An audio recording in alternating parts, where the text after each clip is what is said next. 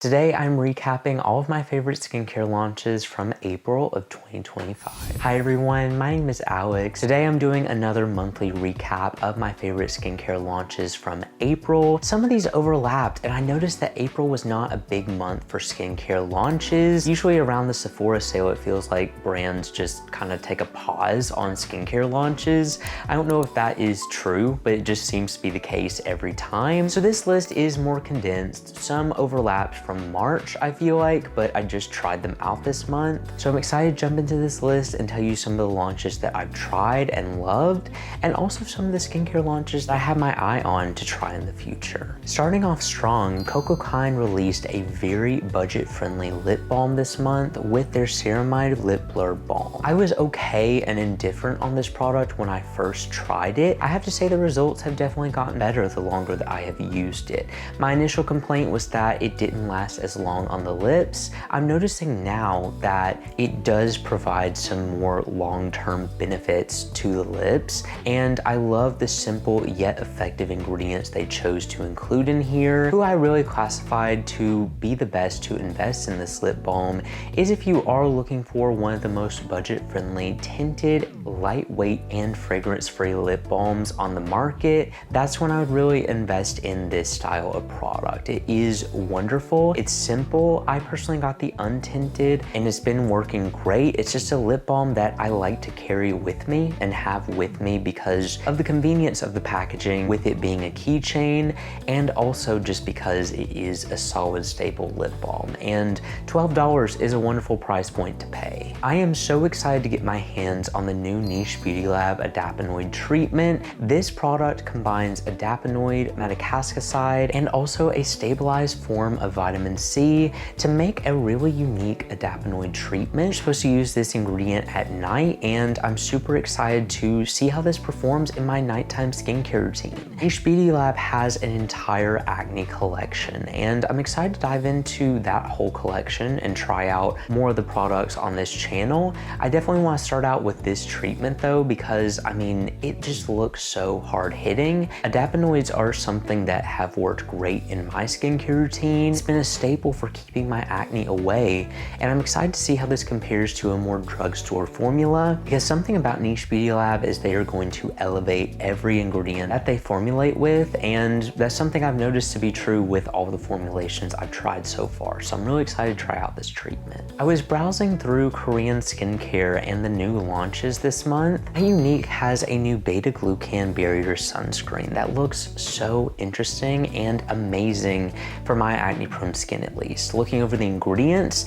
and also from seeing how the beta-glucan collection has performed for me in the past, it has just been a wonderful hydrating collection that's worked well for my acne-prone skin. They have an entire beta-glucan collection, like I said, and it has personally worked for me in the past with my acne. This new sunscreen utilizes Korean chemical filters, which are my favorite sunscreen filters. I'm really excited to try this out. Let me know if you want to see a full review to it, but I cannot wait to see how the sunscreen performs. I'm assuming it's going to be more lightweight. I wish I had it already, but you know how Korean skincare is. You have to order it way in advance, and then it can take a few days to deliver. So I'm still waiting for this product in the mail, but I'm super excited to try it. Another Korean brand that's released sunscreens this month is Abib. They released 3 sunscreens. They have a CC toning tube sunscreen, a sedum hyaluron watery sunscreen, but the one I was most excited about was the mild heart leaf sunscreen. Now here's the thing, this does look to be a 100% mineral sunscreen, so I'm a little on the fence. I'll have to see how it performs before I can fully speak to how this product is. I definitely would recommend it for paler skin tone just based off the ingredients, because I mean, unless it's tinted, it's hard to make a mineral formulation work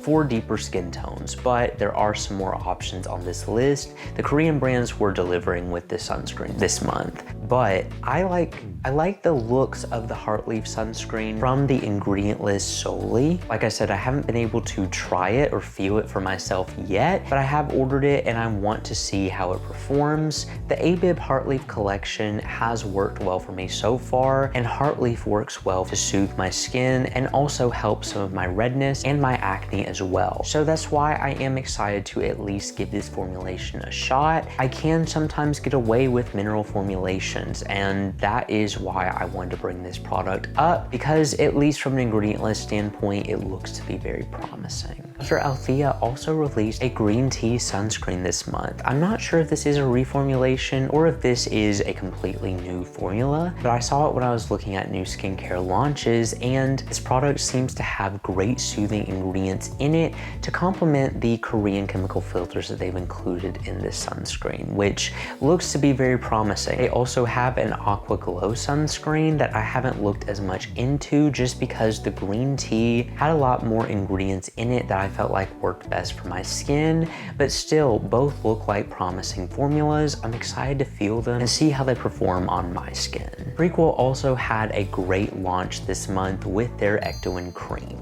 I've got a lot of questions comparing this product to some other moisturizers with ectoin in them. This is, first of all, more of a simple formula from an ingredient list standpoint. A lot of the moisturizers I've seen this product compared to have more complex formulas, which work best for some skin concerns. This, though, I felt like it was best described as a concentrated moisturizer. I feel like it would be best described as a concentrate rather than just a moisturizer, because I feel like it is really designed for extremely dry patches and dry areas, or areas that are really red or irritated. That's who I feel like would best benefit from a stylo product like this. With the urea and the ectoin, along with the great nourishing ingredients in it, it really is designed, in my opinion, for reactive and sensitive skin. It worked well for my acne prone skin, not something that I use as an all-over moisturizer unless I am just really sensitized. It's more of a product that I use solely situationally in areas that I just really need it, like my drier areas. Specifically when the weather is changing, I love using this product, and it's just been a good one to have on hand for when you do have sensitized skin. It's good to see one of my favorite brands, Cyklar, diving into different realms of body care. Their newest launch is an aerosol spray glycolic acid body mist that I haven't seen a lot of other body mists like it on the market.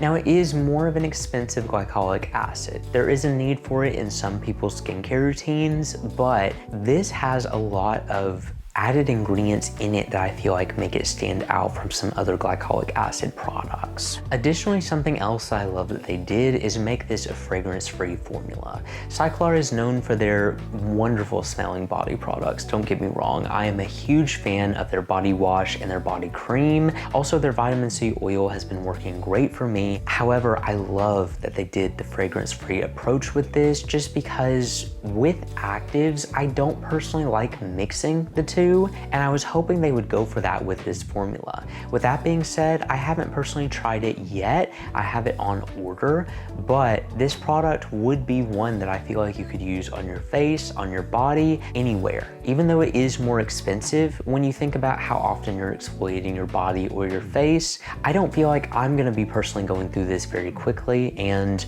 it's not something that I would personally use every day. I don't like to use glycolic acid that much, but they do have some great ingredients in here to hydrate, nourish, and also give more of a glow to the skin to enhance the glycolic acid. So I do enjoy that aspect of it. As someone who is a fan of Glow Recipe's previous fluid sunscreen formulation, I was really happy to see that they announced their new Dew Shield sunscreen. This product is an SPF 30 though. I'm interested to see why they made it less of a concentration. I know so many people were talking about their issues with the Glow Recipe sunscreen originally. Pretty sure it was an SPF 50 concentration, but that product got discontinued, and I was really disappointed because it was a sunscreen that worked for my acne prone skin, had some great ingredients in it. It was a little bit fragrance heavy, and this new formulation has fragrance as well, but it was just a solid chemical sunscreen.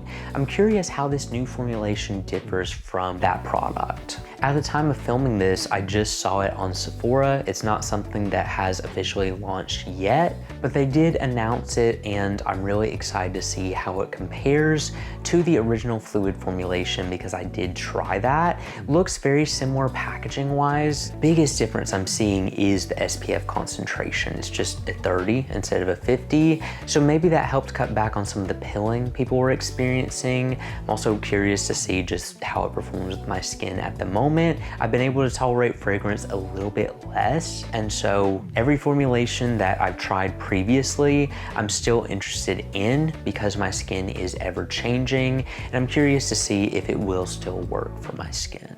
Wrapping up this list, one of my favorite brands, Remedy Skin, has launched a really solid moisturizer with their remedy for moisturizing. This product to me is what I wish I had when I was getting into skincare.